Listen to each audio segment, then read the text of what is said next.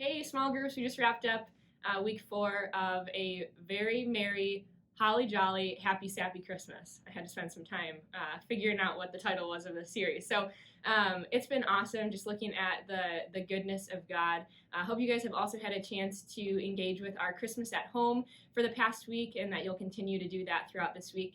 Even if your small group meets over that 7 o'clock time that we air those Christmas at home live streams, we hope that you guys take 10-15 minutes to watch those as a small group. So throughout the series, we've just been looking at the goodness of God, which has been such a sweet time to just reflect on that in this season. And we just see kind of throughout this story of Christ's arrival, we just see God's goodness and we see his favor. And we see his joy. And so this week we looked at how the goodness of God extends to all people. As Pastor Josh said, it goes beyond Mary and Joseph and the wise men and the shepherds, and it extends to all people, and that includes you, and that includes me.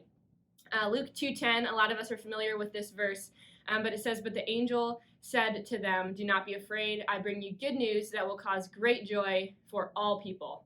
I just love this. Good news of great joy.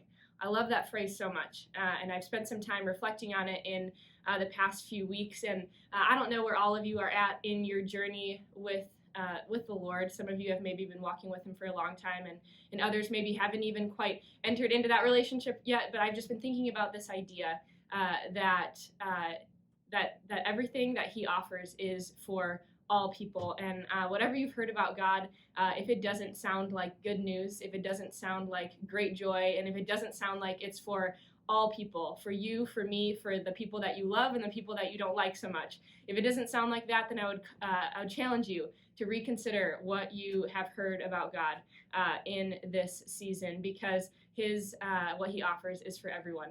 It's for right now, and it's for you, and it's for me, it's for all of us. So we entered into this idea of talking about salvation. And that salvation is like a one-time event or a moment. And while that might be true for our souls, right, we may make this one-time decision to follow Jesus. Or if you're like me, you asked Jesus into your heart like 35 times when you were a kid because you weren't actually sure if it stuck the first or second or third time. But salvation is usually a one-time event, right? But it's not necessarily true for our day-to-day lives, right? Like we need saving daily. Most of us recognize, I think, that we need God to save us from our flesh. And it reminds me of this verse, Luke 9:23, that many of you have probably heard. But it says, "Then he said to the crowd," he being Jesus, "If any of you wants to be my follower, you must put aside your selfish ambition, shoulder your cross daily, and follow me."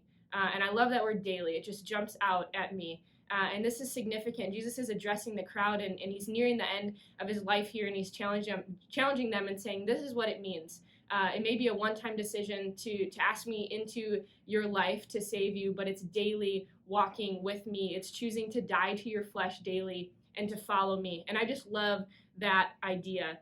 Pastor Josh presented us with these two categories of saving, this idea of soul and this idea of life. And so where do you need saving in your life? That's our challenge to think about this week, is where do you need saving in your life? One of my very favorite podcasters and authors and speakers is Annie F. Downs. Maybe you've heard of her. She has this great podcast called That Sounds Fun that I just love listening to. And one of the things that she says is this. She says, God saved me once, but he rescues me every single day.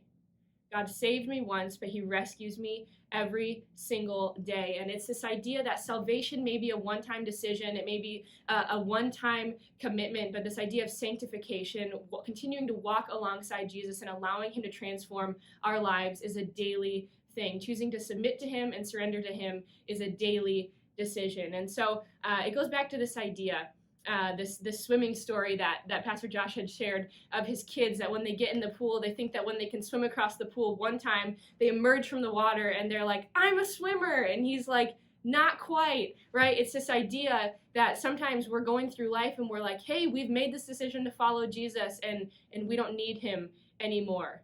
And so it's this reminder that we're dependent on God daily. And I want you to think about that. Are you dependent on God daily? And talk about it in your small groups. In what ways are you guys dependent on God every single day? And so as we wrap this up, I just want to encourage you that God is good. And if you've ever doubted that, just going back to this idea that he came to earth in the form of a baby to live a life just like you and I.